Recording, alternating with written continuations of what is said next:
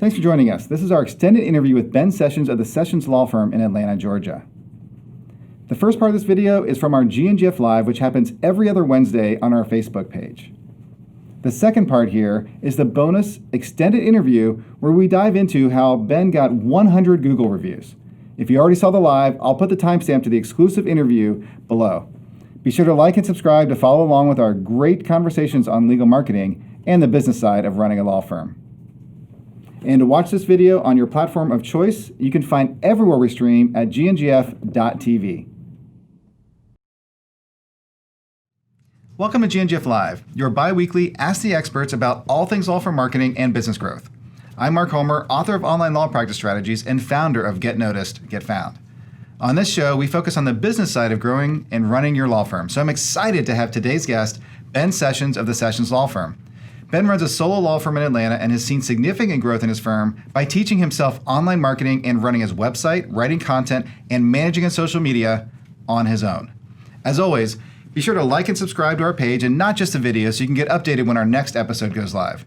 Of course, it never hurts for you to show a little love and hit that like button on the video too. It really helps us with the Facebook and YouTube algorithms. We've got moderators in the chat, so please ask questions and interact during the premiere. And if you're watching this in the future, after the premiere, we do monitor the comments and we'll reach out to our guests and answer any follow-up questions you have.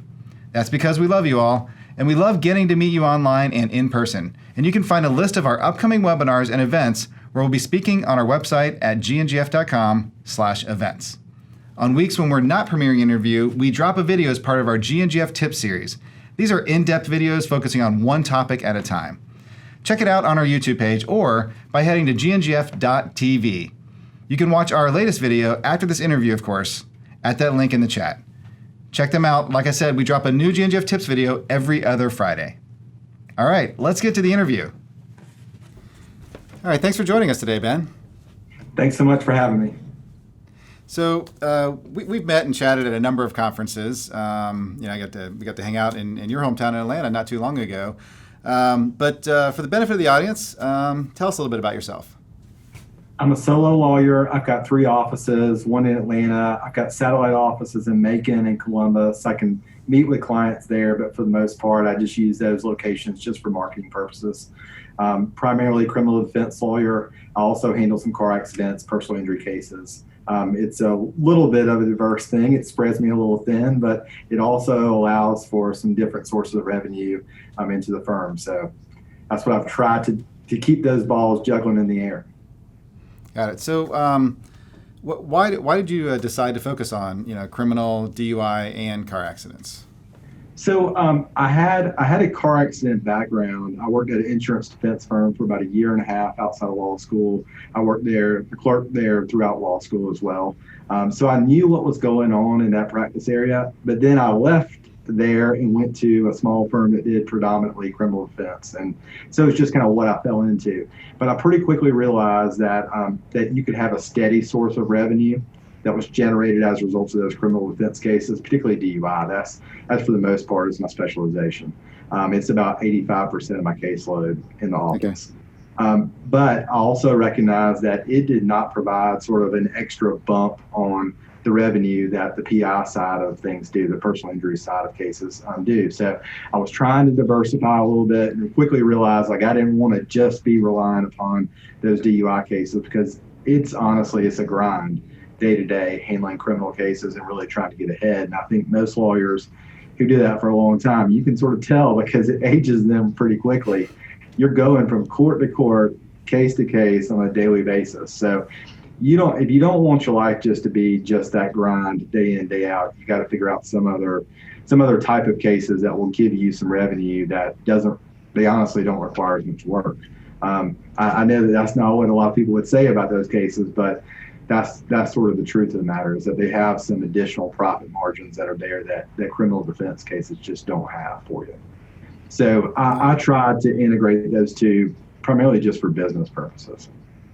Got it. And how long? I forgot to ask this earlier. So how long have you been on your own firm here? So I've been on my own for about 6 years. Been practicing law this is my 16th year. Yeah. I'm glad you kind of mentioned that because a lot of people always say like, hey, niche down, have one practice area. It's easier to find the target market and hit your clients, and your advertising dollars get to be kind of targeted and focused. But you've made it a conscious decision to say, because it's not just about the marketing, right? It needs to be about your lifestyle, your business goals. So you've created. Do I understand that you've essentially created a little bit more diversity in, not having to rely on just one revenue stream, so that you have like that, which I guess probably worked well. I mean, because DUIs dried up a little bit during the pandemic and that came through in early in the year. So that probably was nice to have that diversified stream then.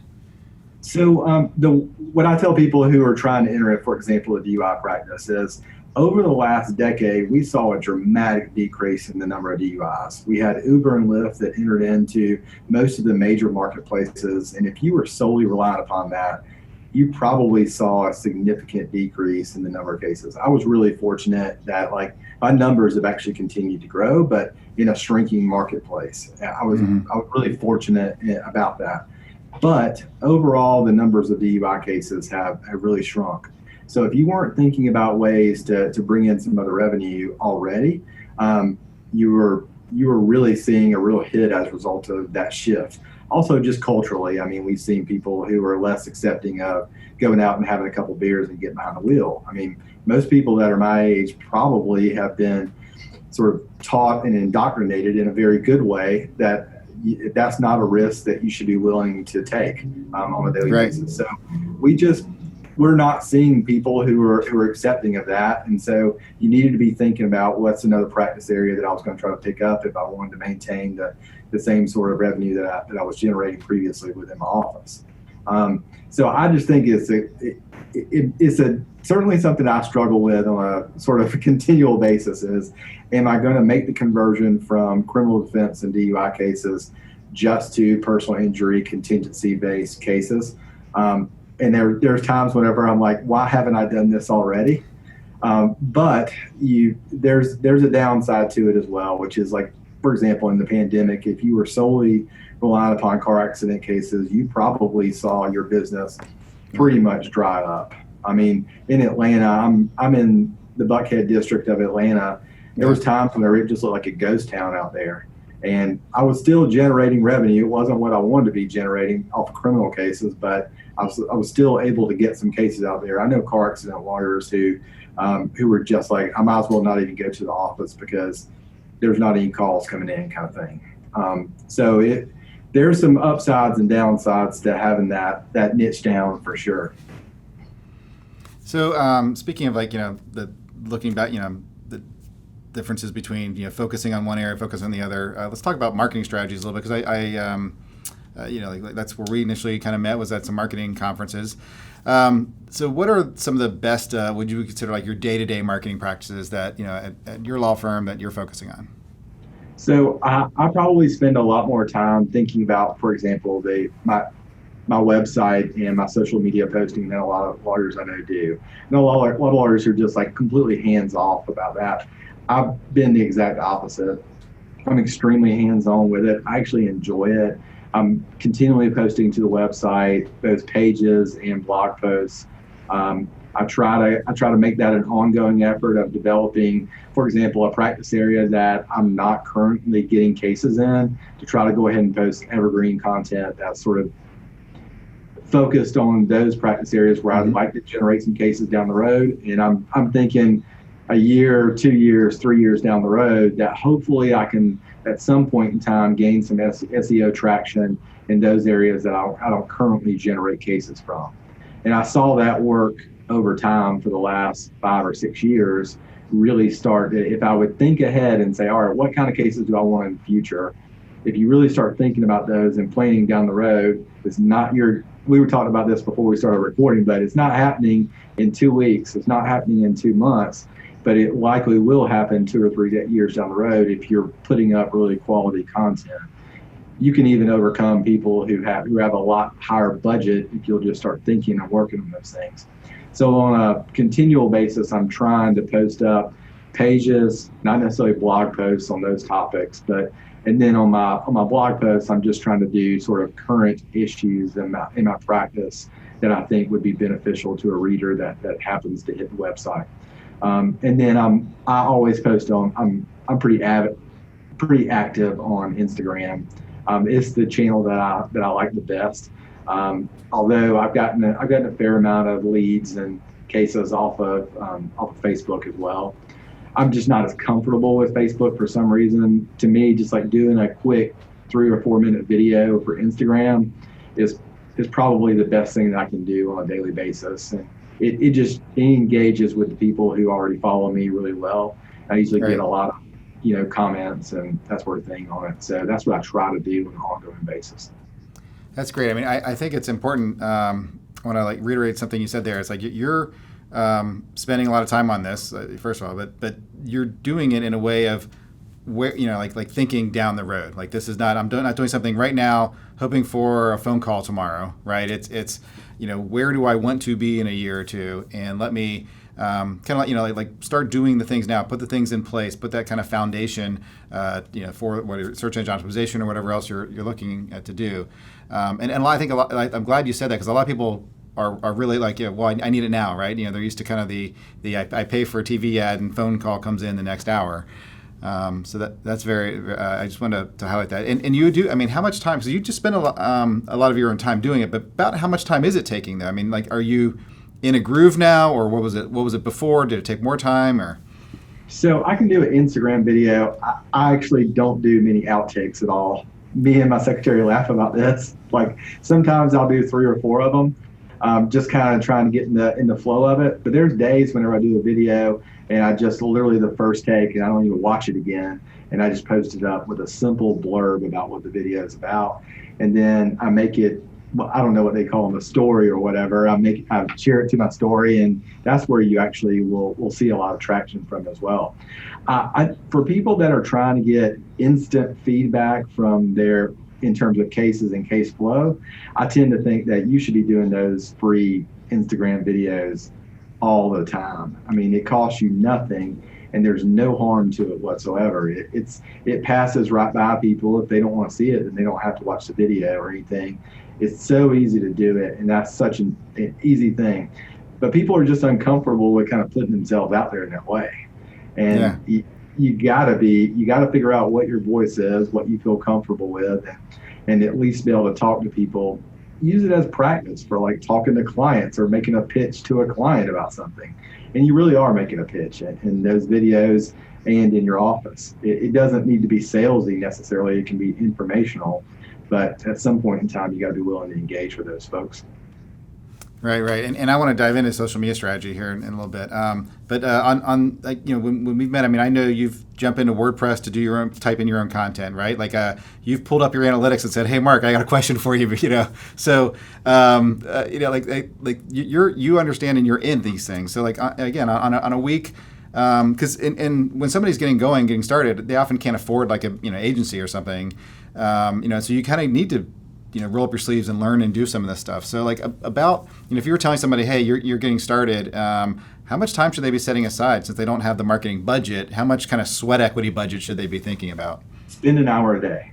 An hour a day consistently for 6 months, and you would see a dramatic change in the number of leads that you were getting through your website and the amount of traction that you were getting on it. I mean, if you really did that consistently, did a page or a post a day, and did a YouTube video that you posted up in that content, you could even have that transcribed to create the content. And you did that consistently for 6 months, you would see a change in your website. You probably need to keep going at some rate past the 6 months in order to keep it active and keep it really reacting positively in the search engines. But if you did that, I would think you would tend to do that. I usually spend somewhere in the range of 30 minutes to an hour a day. I think that it's worth that. I think it's the most valuable thing in my practice, and hey, it's what's going to keep it alive in the future, and that's what's important to me. So I think it's worth spending that time. Yeah, and you spend time also like learning, right? I mean, I met you at a few marketing conferences and stuff, but like you've went and figured out and watched videos on how to do analytics. Like those kind of things are important as well. I think people should. It's not just stare at a blank screen and type a blog post, but go out and read some articles of what's working. Go out and watch some videos on Instagram videos, or like using WordPress, using Google Analytics is like should be your best friend. And there's great videos on how to use it, right? Right, absolutely. And like if I know lawyers who don't even know what type of platform that their website's on, or even that there is a platform that it's on. Like they don't Right. even have any understanding of it whatsoever. Like, am I on a proprietary platform? Am I on WordPress, or what other type of content management system that I'm using? You got to know that, because you need to ultimately, particularly if you're trying to do this on a real bare bones budget, you got to know how to go in there and add content to it. Even if you don't know anything about best SEO practices, if you could just post a page up there, just post a blog post up there, you would really see a dramatic change. But you got to know how to get in there and actually do it. And it's Right. not hard. I mean, if I can do it, anyone can do it for sure. And it's one of those things that once you actually tried it a couple of times, you quickly realize like there's no magic to this. Just get in there and start trying. You're not going to break anything. Yeah. And just go in there and start posting some articles and pages and stuff like that. It'll help. Yeah, and I know we have an opinion, but what do you usually recommend of, like, as a lawyer who's doing this on their own, like what platform do you use? And I think if I remember, it was WordPress. No question in my mind whatsoever. There's no question in my mind at all. You should be using WordPress. And honestly, I've used one of those proprietary platforms. It cost me almost $10,000 to get my content moved from that proprietary platform over to WordPress. Spent a lot of money and wasted a lot of time and a lot of effort. And I'm still trying to work out the kinks from that transition from the proprietary platform to WordPress. It had like some funky formatting in it and all that sort of stuff. And like, it was just a problem. It's a problem with, if you know anything about SEO stuff, and people are watching it, like my H1 tags were all messed up, and like I didn't have meta descriptions that transitioned over, and all that sort of stuff was a big problem. Yeah. If I had never moved to the proprietary platform. Right. So yeah, and that's usually what we recommend. It's like if you're starting off, use WordPress, and find somebody who knows what they're doing on WordPress and build a solid system. I mean, there's a lot of, like, even WordPress is starting to release, or people are starting to release things that kind of make it almost Squarespace-like, but that actually brings a lot of like weight and performance issues too. So yeah, we're like keep the basics. And it really does. So whenever a lot of the themes that I'm seeing that are being used on WordPress now are a proprietary-esque theme. Like, yeah. And all the benefits that you have from WordPress are lost as a result of that clunkiness of that theme. And it also makes it so that you can't move to another theme if you want to very easily. So right. I would just encourage people just to, like, if you are starting off on a real budget, use one of the basic WordPress themes. Don't go out and buy a really heavy duty or quote unquote fancy theme that operates on top of WordPress, or however you want to think about that. Just use a basic one, because at the end of the day, even ugly websites that work really well and function really well in terms of the search engines generate business. You can have a great looking website, no one finds it ain't worth anything. So right. Be careful about using those types of themes that might otherwise take away the benefits of the WordPress platform. That's awesome. Well, I'm glad you said that, because I'll be honest, like we have to constantly talk about that, and I don't think a lot of times I feel like a lot of law firms don't quite get it, because it's like, well, it seems it's easier to use, but I'm glad that in your experience digging your hands in, you've seen that like the negative sides of it. So, but jumping on your website a little more, like, so you write a lot of your own content. How do you think about the messaging, right? Like, what are you actually writing? Why are you writing certain things in a certain way on your website? And then do you approach it differently on your social media? So on my website is primarily just informational, targeted at prospective clients, not necessarily referral sources. So I do provide like a lot of resources up there. Like, sample pleading, sample briefs, and that sort of stuff. Mm-hmm. And I know lawyers that go there and like get those things and like look at them for what is it that I'm trying to do with, for example, in DUI litigation. That's something that I know people are going there for, but it's primarily just for clients to provide them with a ton of information about this to basically become a resource before they ever even call the office. That's right. what my goal is. And I would say it's probably written above a lot of clients' heads, and that's okay with me. I'm completely fine with like going into deep diving into DUI defense and telling them everything about the legal issues and potentially like giving some things away to people, lawyers who are looking on there for information. That's okay with me. I've never been timid at all about giving away stuff for free, and I always just felt like it helped me at the end of the day. That's what my goal is in terms of messaging on my website. My social media stuff, I usually talk about things like how is it that I choose a lawyer, and what types of things that you should be looking at in considering lawyer selection. Because I usually, those people who are watching my social media stuff and who really are prospective clients, they're trying to decide which lawyer that they're going to choose, and honestly they have no idea how to evaluate lawyers. They just don't. They're not experienced consumers of lawyers at all. A person who has got a DUI, probably this is the first time that they've called a criminal defense lawyer. Right. Most people who I want as a client on the PI side of things, on the car accident side of things, I hope it's their first time calling a lawyer, because if it's not, their case probably sucks. And so I'm like thinking about those kinds of things. And if it's your first time calling a lawyer, lawyers don't think about this a lot of times. They're like, they haven't spoken to lawyers before. They're not educated about this process, and that's a lot of their anxiety about it. And so you just want to put them at ease. And that's what I'm trying to do in those videos, is like give them some information, tell them about things to be thinking about, tell them about things that they should be concerned about. And that really is kind of it. That's what my goals are there. Awesome. So on your content stuff and on your website, you mentioned search engine optimization and thinking about, like certain keywords or certain practice areas you want to work within. You handle all your SEO work on your own, right? If I remember. I do. Yeah, I do all my SEO stuff. I use a couple of tools. I use Moz for the most part. I'm heavily reliant upon it.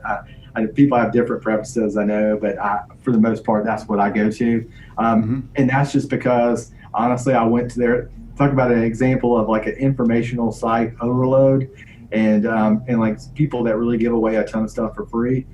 Moz gives away a ton of stuff for free. When Rand was there in particular, like you could go there on that Whiteboard Friday. Right. And you could they were great. Yeah, they were awesome. And like they're still doing them, but I just got so much out of watching those video clips and stuff, and they were tremendously helpful. And I was like, hey, if this place is willing to give away this much stuff just on a free basis, just to go in there and watch videos and learn how to do stuff, I should probably start using a service. And that was sort of what I did. I use them for both local SEO and for traditional SEO stuff, just to monitor what's going on my site. I usually will try to make changes based on the problems that it's observing and that sort of stuff. Got it. So, on the SEO side, I mean, have you been able to kind of like, through the tools and stuff and analytics, have you, because you've been doing this many years, you mentioned, have you been able to kind of measure and see that, like I've grown into, or I've gotten more cases based on these areas I'm targeting? Yeah, it's been a dramatic change from, let's see, probably 3-4 years ago to now. I mean, now I see like sort of the light at the end of the tunnel for some of those keywords I was really trying to go after, and key areas that I was trying to target. I started off with just the office in Atlanta, and then I tried. This is probably giving away too much information as well, but. So then I tried to identify less competitive areas in terms of internet savvy of the competitors that are there. And I tried to look at sort of mid-major markets is the way I would think of them. Like if there's an area where there's not a high concentration of really technologically savvy lawyers, then I would try to step in there and go, you guys aren't targeting the internet, so let me try to go after that in those areas. And that was the reason why I picked Macon and why I picked Columbus at the end of the day. And so those are areas where I saw a pretty quick move up. Like you couldn't do that in Atlanta at all because you got really big players that are here that are targeted in those cases. But in those smaller markets, you can really go after them because the big players really don't want to spend their budget on less traffic there.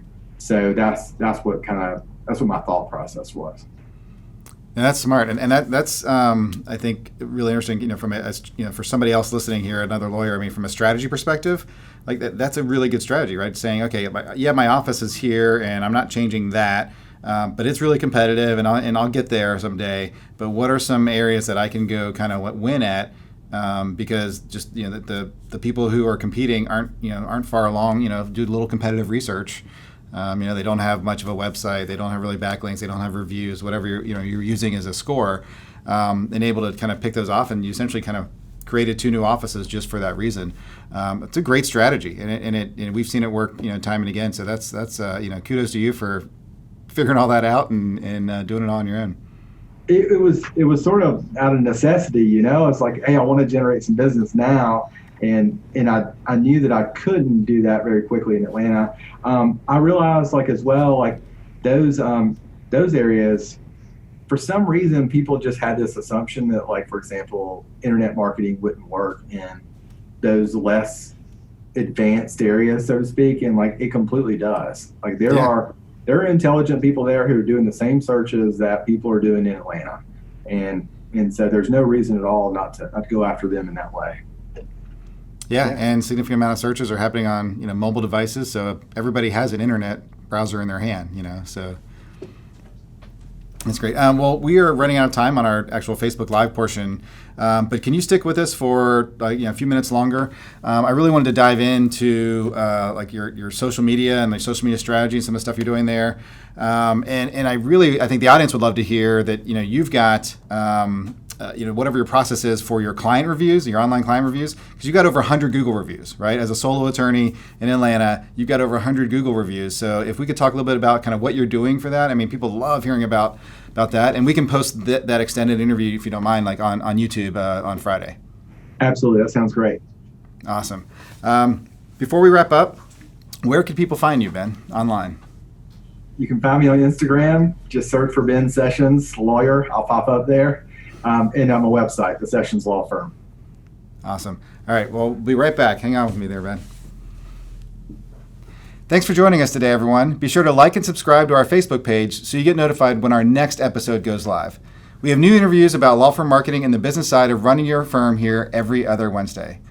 We're going to keep going here in the GNGF studios, and you can watch the full extended interview with Ben Sessions this Friday over on our YouTube channel. We'll be diving into more detail about his social media strategy and the process that's got him over 100 client reviews on Google. See you then.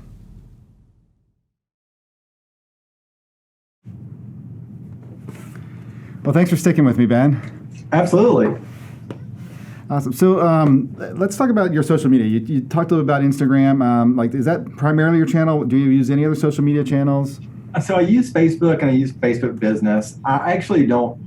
I would encourage people to do it. Just post under your own name. If your friends, your family, they're going to see it, all that sort of stuff.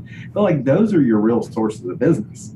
Your friends that you have on Facebook, if they're already your friend, odds are they probably like you at some level. And so just go ahead and market to them. If you're in a small firm. Now, if you're in a mid to larger firm, obviously you probably don't want to be doing that. But if you're a solo like me or in a small firm, there's no reason at all why it is you shouldn't be using your own personal Facebook page to at least republish your content from your Facebook business page to your personal page. That's completely acceptable, and that's something that you don't want to bombard the people in your feed with it, but at least think about that. I pretty regularly post to Facebook business page, and then I'll republish things to my own personal page.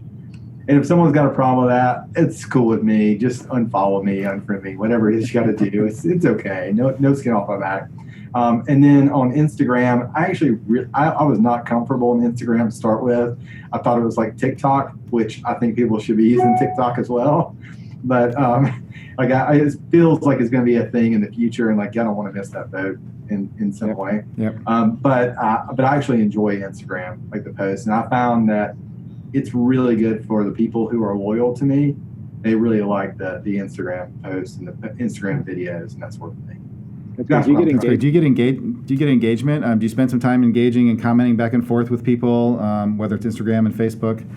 I really do on Instagram. I like great.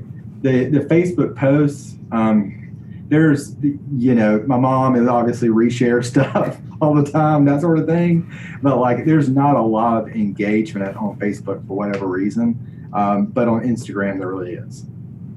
Yeah. Well, you're spending your focus on Instagram, so that makes sense that's where you would get a lot of your engagement. You're using a very visual medium with your interviews. But I'm glad to hear that, because I also hear a lot of times people will just, I'm posting on social media, and people will comment and they never do anything with it. And so that engagement is what kind of gets the I think the momentum going in especially in an Instagram world like that. Absolutely, that's right.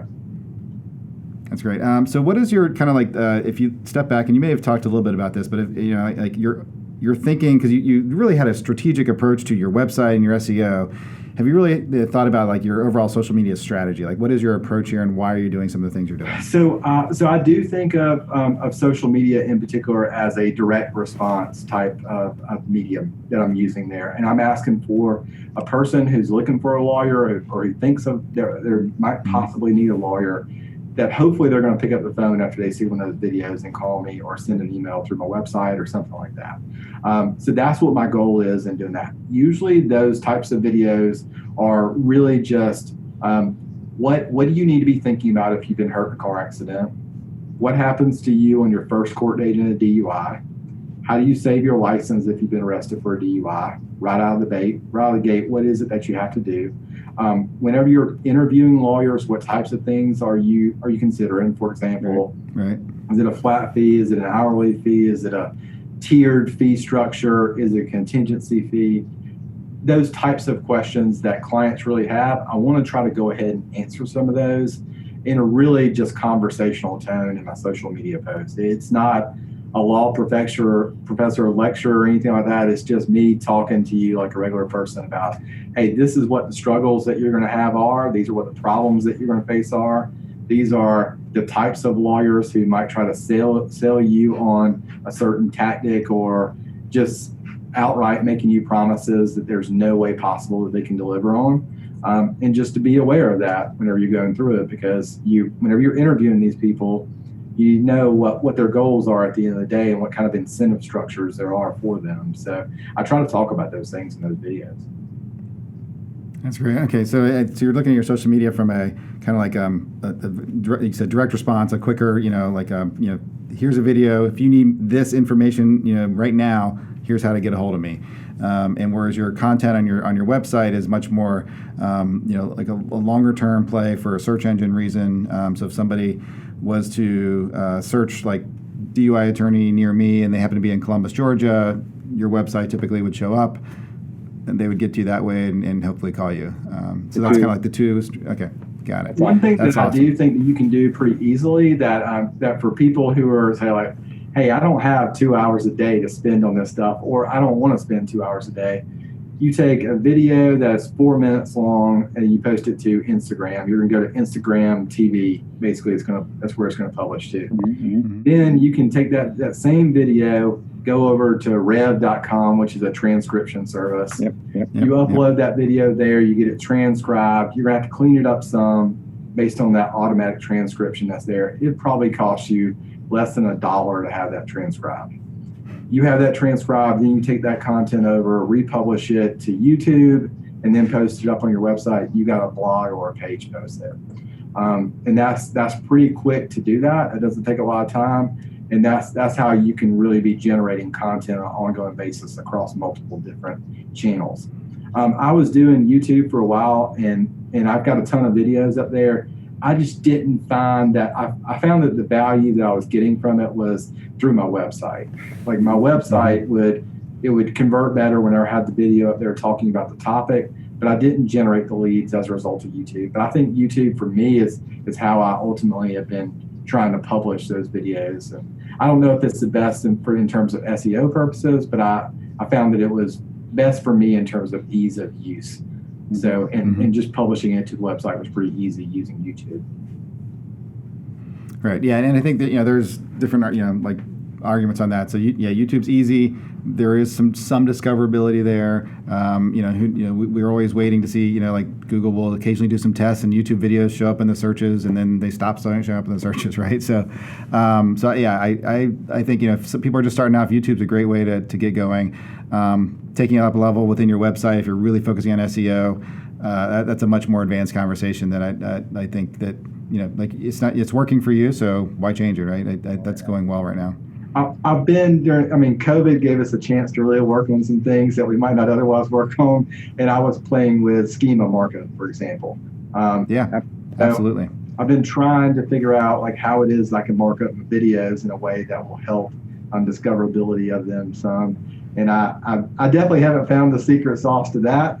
I'll bug you about that later on, but that's one of the things that once you start figuring out sort of what you're doing on the basics of SEO, you'll start to realize that, hey, there's some other great things you can do too to really help you.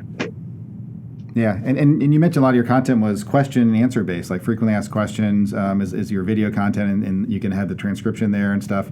So hopefully you're using the question answer schema as well. That's a very Yep. So that's one that people, if you have a lot of frequently asked questions, you've been doing, it's in our book, we talk about it. It's in, everywhere, all the different blog posts we talk about on videos. That's a great way to get started on content. It's much more evergreen, long living content, probably better for search engines in the beginning than worrying about lots of blog posts. So if you don't want to do all the blog stuff, you can really spend a lot of time just on FAQ questions. But schema markup, if you don't know what that is, go Google it, schema markup, and there's a lot of ways to walk you through. There's some tools out there, but question answer is one of them that is a way to kind of accelerate some search stuff we're seeing. So that's great. So keep on working on that. So tell me about, so if somebody does find you, right? So they whether they saw an Instagram video in Macon, Georgia about car accidents or whatever, or they're in Columbus and looked for a DUI attorney. They reach out to you. So what happens when a prospect calls your firm? Like, what are your kind of processes there? Yeah, intake process is actually fairly simple in my office. We have an answering service. It's available 24 hours. The answering service will in turn text me and email both me and my secretary that initial call, and then I'll try to call that person back usually within 5 to 10 minutes. And I truly do believe that callback time, if there's any better predictor of whether or not that client will retain you, I'm unaware of it. Like, I don't know of anything that's more predictive of whether or not that person is going to hire your firm than you calling them back really quickly. So that's what I try to do. And then from there, I use, is it okay to say the name of the service that I use? Yeah, absolutely. I use Clio. Clio, yeah. And it's really good for me because it's fairly straightforward. It's not, in my mind, it's not really robust. Like, there's some services, some things that I wish that it had in it. I wish it wasn't a 2-part system where you had a Clio Grow for the intake and then Clio Manage for the actual case itself. I wish that they were combined, but it ultimately works pretty well for me. And it certainly was an improvement over the system I had before, which was nothing. So, right. So it gave me some organization. It really has helped me in that way. And two things that's really helped me on dramatically are, first, it really simplified the contract process. Like, I'm now able to get contracts signed within 5 minutes. And that used to be a real pain because Wow. clients they'd print it and then they'd be like, I'm sorry, man, I gotta wait till I go fax this thing or scan it from an email or something like that. Right. The ability to have a client sign a contract on their phone has changed everything about the retention process. Like, that's how you convert clients, is calling them back quickly, getting the contract to them quickly, and getting that back in your office and getting started on the case. That's really important. The second thing that it really helps out with is the integration to LawPay and the payment system.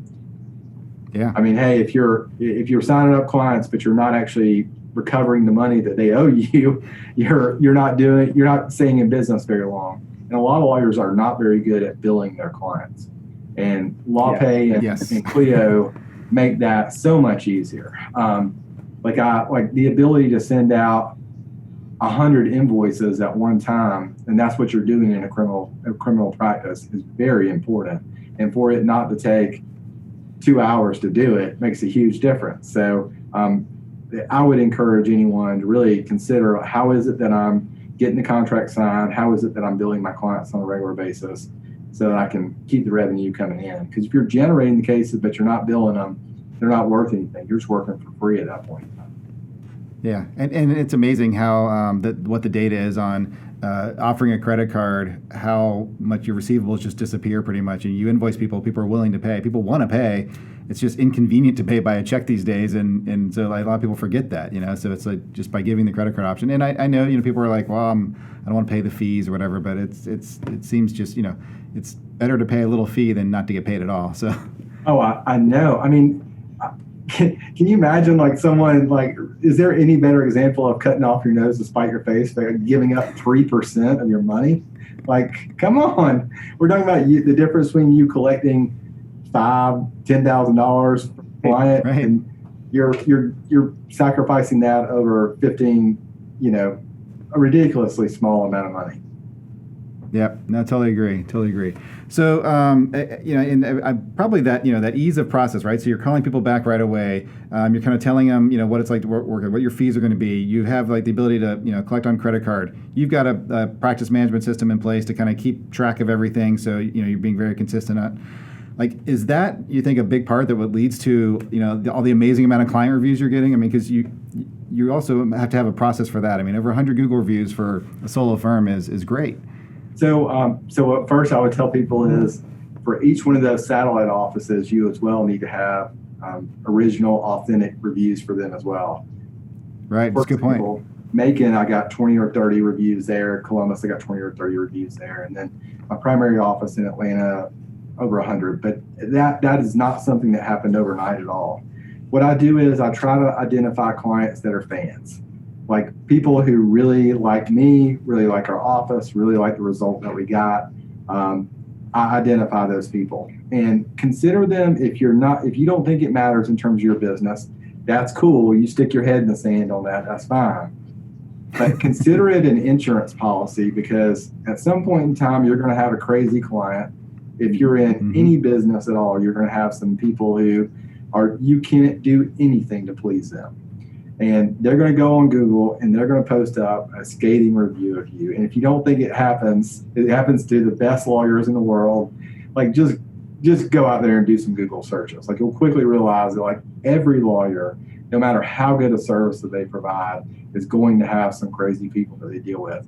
I know people who have bad reviews just as a result of not calling back the person. Yeah, absolutely. Like they haven't even wasn't a client, right? That's exactly right. Yeah. They're not even a client of the firm. They don't even know who this person is, and that person literally goes on Google, puts up a 1 star because they didn't call back within 3 hours, and that's really scary. I mean, that's well, and while it is a world we're living, right? If you think of it from Google's perspective, they're like, like, as a consumer, I want to know if I go to this restaurant and, like the hostess, it's hard to even see, and like, it takes forever to get your name in, and then you wait forever for your table, like, and then the waiters are really slow to come to you. Like, you kind of want to know that, right? That's, in Google's mind, that's, well, the same thing, like, I called to get this, legal service handled, and, I have this problem and nobody called me back. Like, it's a legitimate thing, but it's crazy that it's such a simple thing to fix too, right? Call somebody back. That's right. You're absolutely right. And so think about those reviews as sort of insuring against those types of reviews. So if you get your fans on there, you got 50, 75, 100 reviews. Well, whenever that 1 star review rolls in from that crazy person who didn't even actually hire your firm, you're now protected against that, because you don't have 2 reviews on your Google page, and one of them is a person who just didn't even talk to anybody, have any real connection with the firm. So they're protection against that inevitable bad review that you're going to get, and it's going to come at some point in time. We all have to deal with that problem. So that's kind of the way that I like to think about it, is even if it doesn't generate leads, but once you start getting to a certain point, you're definitely going to recognize that. I can't tell you the number of clients that I talk to that say, hey, I read through all your reviews. You have an awesome collection of reviews from former clients and that sort of thing. Makes a huge difference. Those also, like, if you go on my Instagram page, they are a great source of content. People love to see those reviews. Like they matter more than anything else. And like they're super Right. easy to make them into Instagram posts and stuff like that. So for me, it's just an easy. People were using Avo before, and I spent a lot of time on Avo. In fact, I got a ton of reviews up there that basically are no longer of any value at all.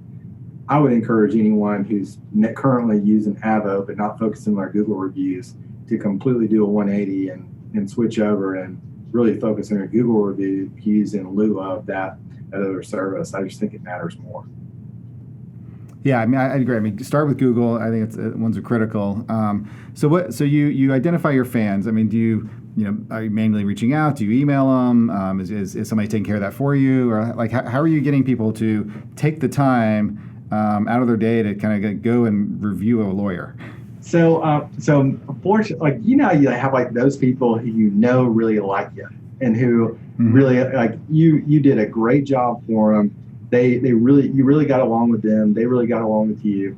And I'll just text them and say, hey, Justin, this is a really important part of my business. It'd mean a whole lot to me if you just go on Google and do a short review. Don't talk anything about the facts of your case. Just talk about your experience with my office. And generally, those people, whenever you reach out to them in that way, relatively quickly after the resolution of the case, they're going to do it for you. That's great. And then is it usually that happens, or do you also have some follow-up built in? Or I normally those people, it'll happen for me. Maybe I'm just like lucky in that way, but that's what my experience has been. That whenever it's someone who really got a great result and who I have a good relationship with, they sort of feel obligated to do that thing for me because we're basically friends at that point in time. Yeah. And again, but it starts with, you called them back quickly, right? I mean, like they probably had a great experience all the way through, and it sounds like you've really been thoughtful about your process. And we didn't even dive into how you're using Clio and what it does for your benefits, and that's a whole probably another story. But yeah, like having that experience with you to be able to talk about what it's like to work with you versus, which is what people want to read in reviews, by the way. That it's success or not success. But it's like, is this the person I'm going to want to trust my really emotional issue with? Yes, that is absolutely the case. Like if a client went up there and said he cared about me, he listened to me, he fought for me, he stood up for me whenever I didn't think anybody else would, and we lost the case, and I would hire him again, like that would be the best review that you could probably get. Yeah. You didn't get the result that the client wanted, but the client really perceived that they obtained a valuable service from you and that they understood the process and hey, I got a fair shake as a result of the work that he put in for me. That would be right. For most clients, it would be like, wow, that person likes him despite not having gotten a great result in the case. That would probably be pretty motivating for most prospective clients. Obviously, you're going to have a lot of people who are like, hey, he was great, he was compassionate, he listened to me, and we got a great result in the case. And that's your sort of standard review. Awesome. Well, let's we can wrap it up there on reviews here, but we'll have to bring you back for a whole bunch of other stuff that I know we've talked about over the years. So thanks for joining, and this will be, if people don't watch the YouTube part, extended interview on the Friday, they are missing out. This was great stuff. So thanks for sticking around with me. Really appreciate it, and I'm sure the audience will get a lot of value out of everything you just shared. So thanks a lot, Ben, and you have a great day. You too. Thank you. Hey, what's up? I'm Josh. Thanks so much for joining us. If you feel like you learned something today, think of how beneficial it would be to chat with myself or another one of our marketing consultants one-on-one. Go ahead and visit our website to schedule your free consultation. It only takes a minute.